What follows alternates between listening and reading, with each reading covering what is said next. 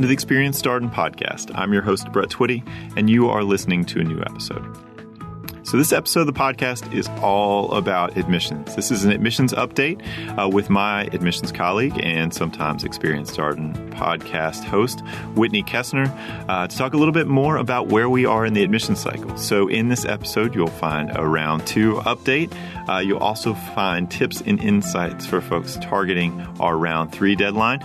We also somewhat gleefully debunk a few myths about round 3 and highlight ways that you can continue to connect with us in the coming weeks and months, and also some additional opportunities to research and learn about Darden. So lots of great content here. So without further ado, here is my conversation with my admissions colleague, Whitney Kestner. Whitney, welcome back to the podcast. Thank you, Brett. I'm delighted to be invited back, I should say. Well, that's not an easy way to start the podcast. Let me tell you that. Let's start again. We're both delighted to be here on the Experience Darden podcast. Of course, you've hosted episodes on the Experience Darden podcast. So that's something too. Yeah, it is fun to be a part of this. Thank you. So this is going to be a podcast a little bit more about where we are in the admissions cycle. Always good to check in. We're 2 admissions professionals. Love talking about admissions stuff. So this will be a podcast all about, maybe talk a little bit about round 2 and talk a little bit about round 3, some tips and advice, maybe about some of the upcoming opportunities to connect. Lots of ground to cover. So let's get started. Sounds good. So where are we with round 2 right now? This is mid-February. We got Day at Darden on the horizon at the end of this week. How are things going with round 2? Sure. So Day at Darden is our admitted student event. So we will be welcoming back some early action accepted and round 1 admitted students who are excited to meet each other and continue to learn about Darden. So looking forward to that. At the same time, we are in the midst of round 2, as you said. We continue to be reading and reviewing applications, and we've recently started interviewing. So as you know, if you live in the United States, we do invite candidates to interview here in Charlottesville. And if you live outside of the U.S., we conduct those interviews via Skype, typically. So we've had some wonderful interviews, many more to come. One thing I like to remind candidates of is that you can be invited to interview all the way up until the decision release date, which is for this round 2 is scheduled for March 18th. So while most of the invitations to interview have gone out, we will continue to review and read and likely extend more. So just something to keep in mind. I know it can produce a little bit of anxiety.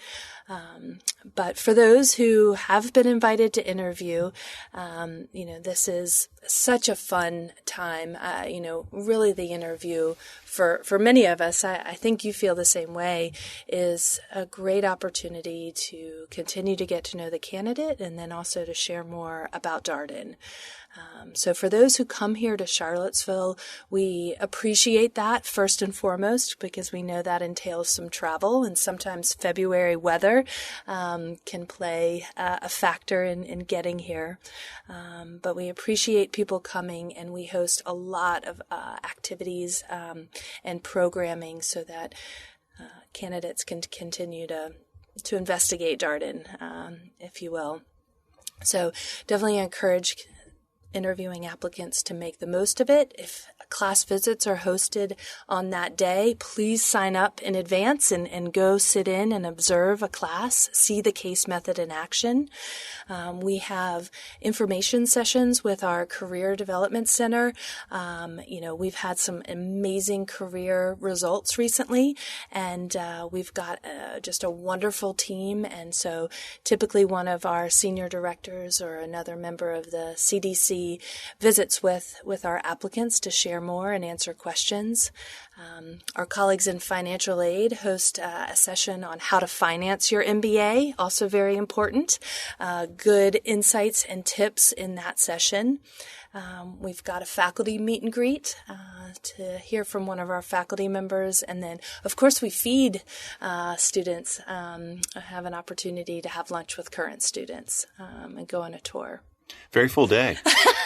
I know. Oh, did I say interview too? At some point, you do get to have your interview. Exactly. Should note. And a lot of great resources out there about the interview here at Darden. Donna Clark has done a couple of really nice videos. One just about sort of what we're trying to get out of the interview and sort of our general approach. Conversational interview here. It's not a behavioral interview. Donna said something that was really interesting as part of sort of the prep for that video, that she thinks of that as the most fair way to interview candidates because we're not coming into those conversations with any formed ideas about who the candidate is or how the candidate will fare in that particular interview. And I hadn't thought too much about that, but that is a really powerful thing. Agreed. Yeah. I mean, it's an open book. I know nothing when I enter into that interview. And so therefore the opportunity is there for the applicant to highlight what they think is important, what they want to share with us.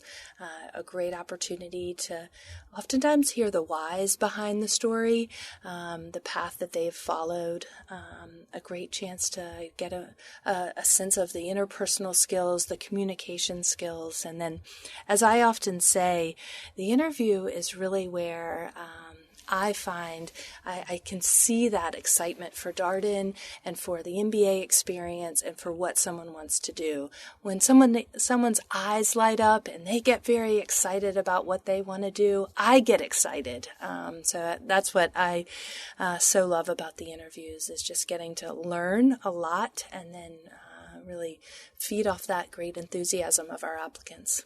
No, that's great. And I'm so glad you brought up the point earlier about interview invitations being extended all the way up to the decision release date for the round, because we know there's online chatter and forums where people talk about interview invitations going out and I've been invited, et cetera, and that does cause anxiety for candidates out there. So we know that can be stressful.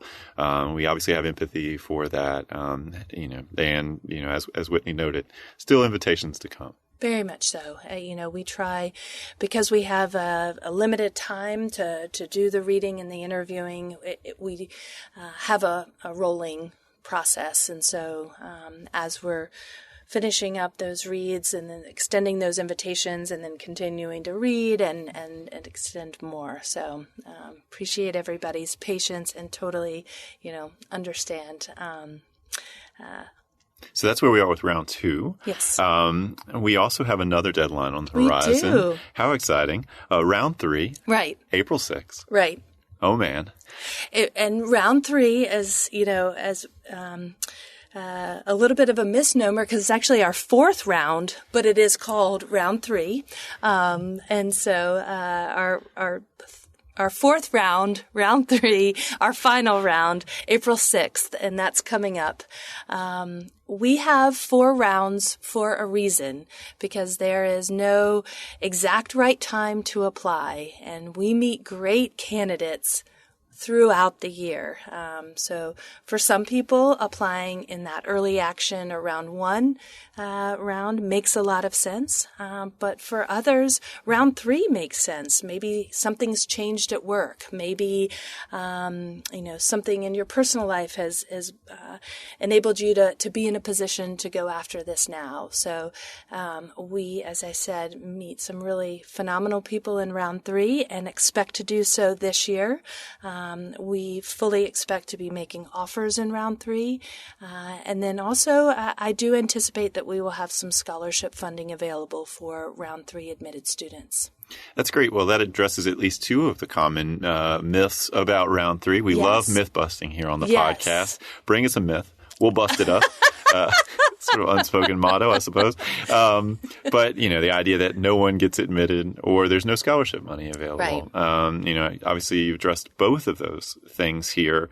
I think we also meet candidates along the way for whom they just couldn't apply at any other time. This was the first deadline that actually worked with their schedule and what they had going on. And just to underscore, we have this round for a reason. Exactly. We admit people, obviously there are people walking around Darden right now who were admitted in round 3.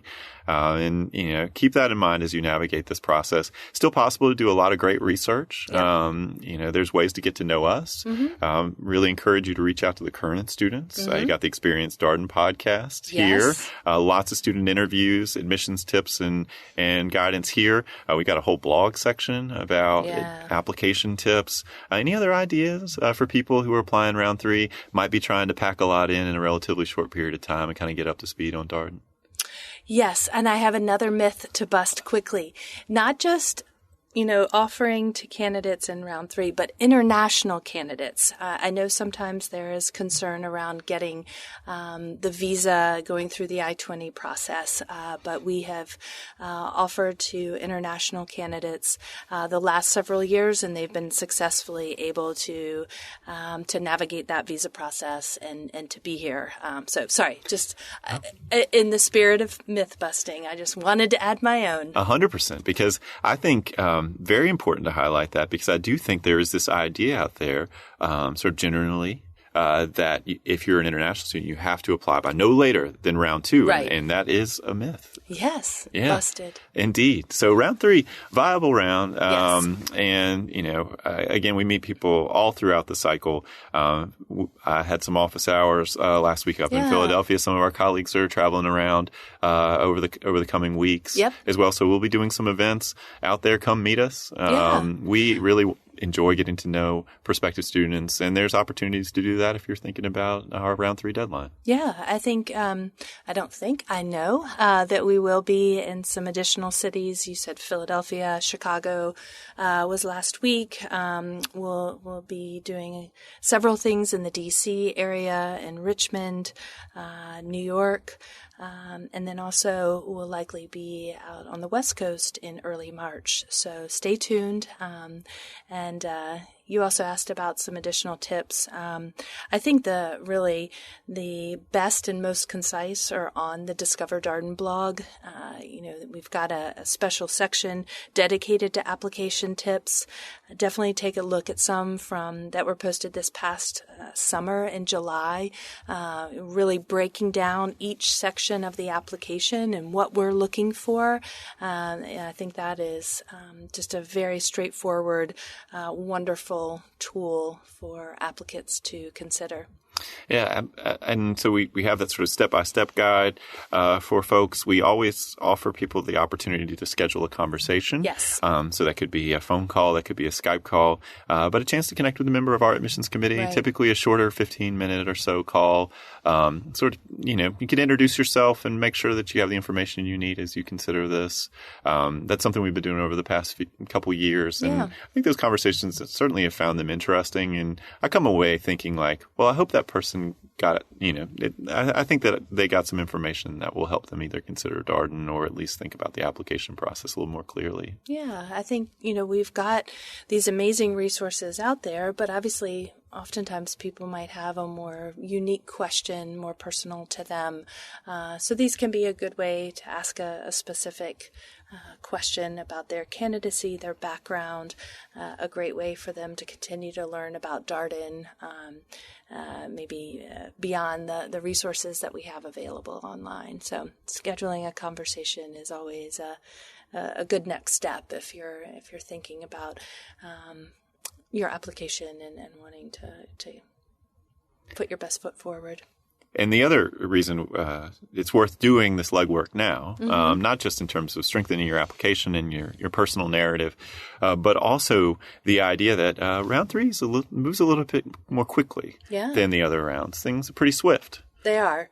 It is our smallest round, which enables us to move more quickly. And then given that there are things that we will ask you to do before the start of school, we want you to have the decision pretty quickly. So April 6th is the deadline to apply. We will look to release decisions in early May. And then I think we'll ask for your decision if you're offered admission by May 22nd, if I'm remembering correctly. So the spring and summer are a wonderful way for admitted students to continue to get ready for the start of school, continue to do their career prep, in addition to some potentially academic prep. but also don't want to lose sight of a great time for them to also mentally prepare and take some time before. So I'm sure we'll highlight that in another podcast. But, CDY, our career development, Y finding, online self-paced modules for admitted students, and then also some wonderful academic prep with accounting, Coursera courses, and a summer prep program, Darden before Darden. All things that have come up on the podcast. I know. We'll keep talking about them because we think that they're really compelling, one. And then two, there's so much intentional thought put into how students are preparing to get started for school. No surprise if you think about sort of the intentionality around the first year experience and the second year experience here. But a lot of hard work by people like yourself over the past couple years thinking about what resources should be available to students. And, it is a time both of preparation and also of relaxation and rejuvenation. You want to show up here in August ready to go, ready to learn. So you pace yourself. Yeah. We talked about CDY here. I imagine we'll talk about it again. Tom Steenberg was also on the podcast, friend of the podcast, and talked about a lot of this thought that went into, helping students feel connected to each other prior to the start of school. He said something that really struck me as touching, that he wants people to at least know that they have somebody to eat lunch with on the first day of school. Yeah. Which, this is business school, but yet, it's still school. We're people. Yeah. To feel absolutely. that connectedness. Yeah. Back to round 3. And we talked about the timing and the quick turnaround. One thing I want to mention is that this all happens in April. And April is one of the best times to be in Charlottesville, Virginia. Do you think? 100%. So it's no accident that we also have one of our bigger admitted student events around that time. Yeah. Spring here in Charlottesville, Virginia is a magical time of year. Yeah. Beautiful. So always great to spend time here on grounds in April. Yeah. What's the highlight of the spring calendar for you? Something that you always look forward to doing here in Charlottesville? Yeah. Well, I think, the weather obviously starts to warm up and everything blooming. As you know, I'm a big sports fan, and so the lacrosse season happens and baseball. So active with my children and then also watching UVA sports. But this, Darden, where we're located, we are so close to JPJ, so basketball team still playing and showing some good momentum nearing the end of the season. And then we have the baseball complex is close by. We've got Klockner Stadium, which is where our lacrosse teams play, and then also the soccer teams. We've got some construction underway. The softball new stadium is going up, so that's going to be great. So, I look forward to the days when you have to choose from multiple sporting events and all in easy proximity to each other, and then certainly to Darden. Agree with all of that. I think one of the things that is great about being a Darden student is that you are also a University of Virginia student, Correct. Right? So perhaps you went to an undergrad where you were used to having this level of sports available to you. Yes. Or perhaps you did not. And so now you have a chance to see Division I sports, Atlantic Coast Conference sports on a regular basis. UVA's teams are all quite good at all of these things. I think we've talked a lot about the men's basketball national championship. Yes. But the football team was in the ACC championship game this past December. Played in the Orange Bowl. Yep. They won the ACC Coastal Division. The lacrosse team, soccer teams, baseball team. The list goes on. I know. And you have easy access here on North Ground. So, and as someone with the University of Virginia student ID, you get into a lot of these things for no cost. Yeah, no, it's great. Just high quality sports in a beautiful place in April, May, it's not much better than that. Absolutely. So, we've been talking about, sort of how people make the business school decision, with one of our colleagues who's been doing some individual interviewing. And he's noted, weather as being something that does register with students at a certain point. I think I wouldn't believe that it's the number one decision maker for people, but it makes sense that it would be part of a consideration set as you're imagining your life and quality of life there. Yeah. And, Charlottesville, we have 4 seasons. Relatively mild winter this winter. We'll take it. Sadly, no snow. It's no snow. Yes, my kids are disappointed about that. But I think, spring will be earlier and hopefully longer, because I think it's a great time of year. So weather, I think, is, it's something that affects you, and so to be in a good place, a great quality of life, a really vibrant city such as Charlottesville, and we've got a lot of good things going on. And I also think about that time of year. So graduation rolls around May. Yep. A bittersweet time, yes, to say the least. It's the circle of life here as part of any higher education institution. That's true. People enroll and then go forth into the world, and come back quite often. Come back and visit. Yeah. I think that's the well-documented story about Darden alumni. Yes. This is one of the first places I've ever worked that had a one-year reunion. Good point. Just gone not so long ago. So that's also part of. I look forward to that because it's a special time to have everybody together. You get to meet people's families, sort of put all that together, and you see that sort of excitement. The first year, second year, they sort of have their own vibes. People are doing different things across the full 2-year experience here. But that graduation moment, everybody takes stock of what they've accomplished and sort of both reflective and sort of your thinking about the experience you had, sort of going forward. Always a great time. Yeah. Lots of big thoughts. So that brings us to sort of last segment of this conversation, which, I always make time for some admissions tips and advice. I think, this is always helpful to people, as they navigate the application process, the interview process. You've been having some conversations. Yeah. What are people asking you about these days? Yeah, good question. Obviously in the interviews, we provide an opportunity for candidates to ask questions.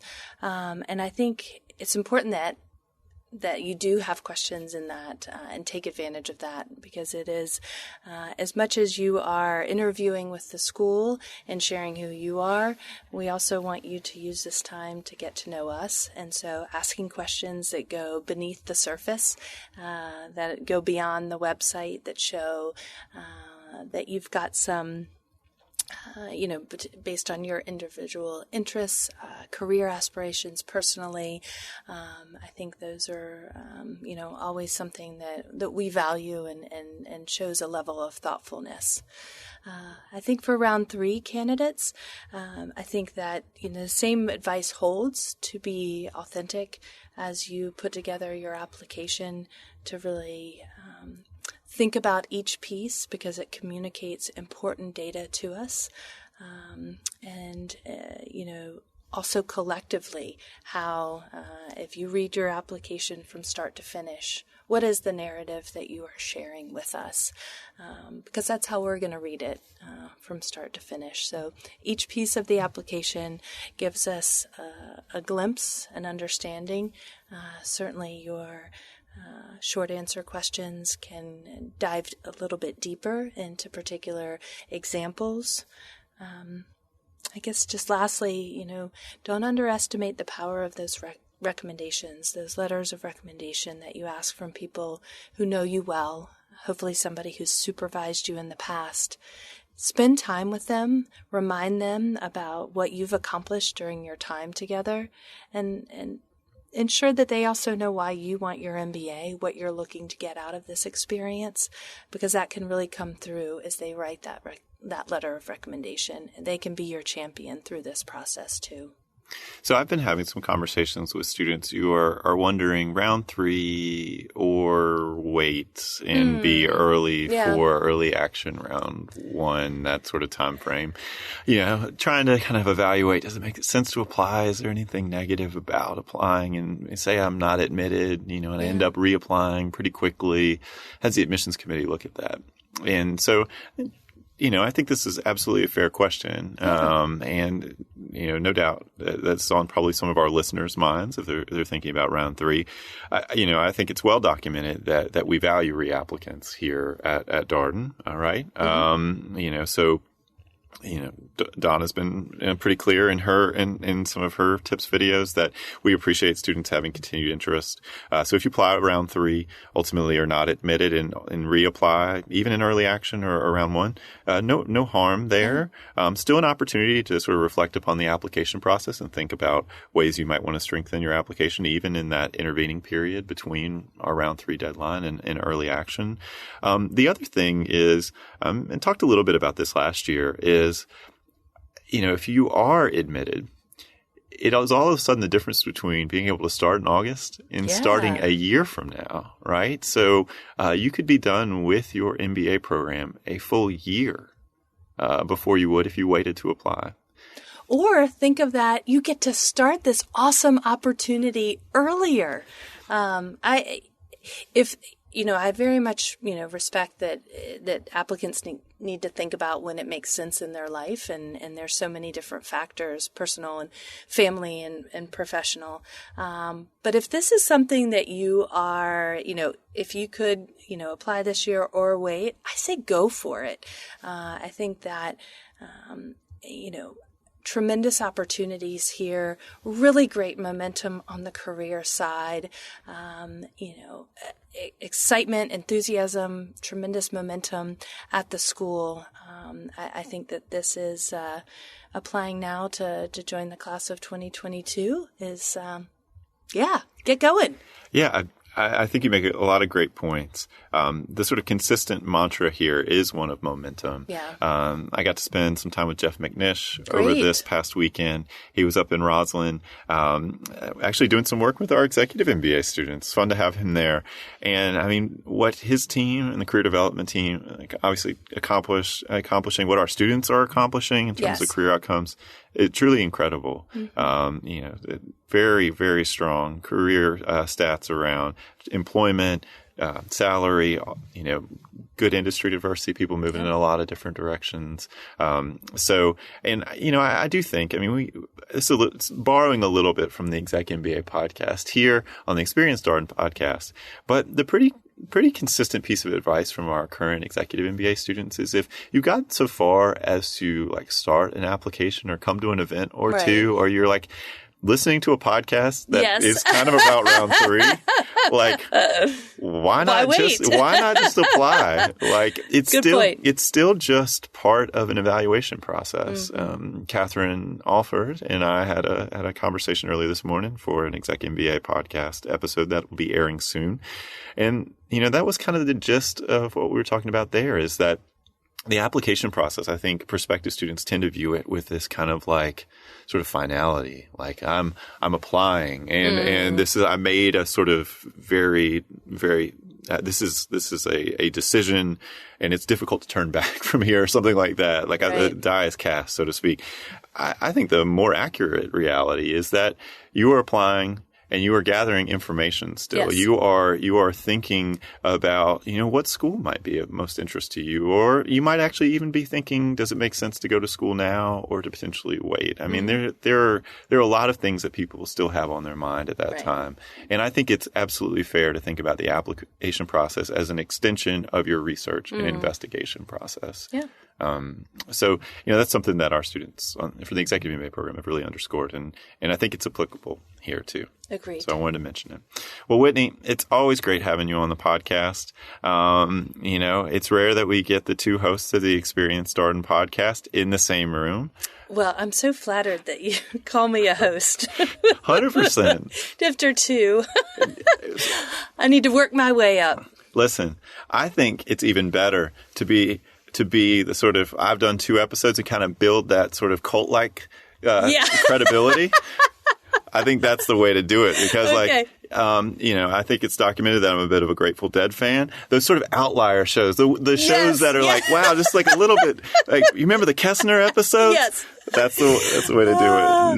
No. Greatest hits. Absolutely. Well, they will be there 100%. Well, it's always great spending time with you. And thank you for all your tips and insights. Yeah. I think we got it all. Round 2, round 3. And if you're thinking about applying round 3, only one lesson to take away from this podcast. Do it. All right, Whitney. Have a great rest of the day. Thank you, Brett. And that was my interview and admissions update with Director of Admissions and my admissions colleague, Whitney Kestner. So as always, if you have any comments, suggestions, requests, anything you'd like for us to cover here on the podcast, we're all ears. We can be reached at Darden, that's DARDEN, @virginia.edu. And until next time, thanks for listening.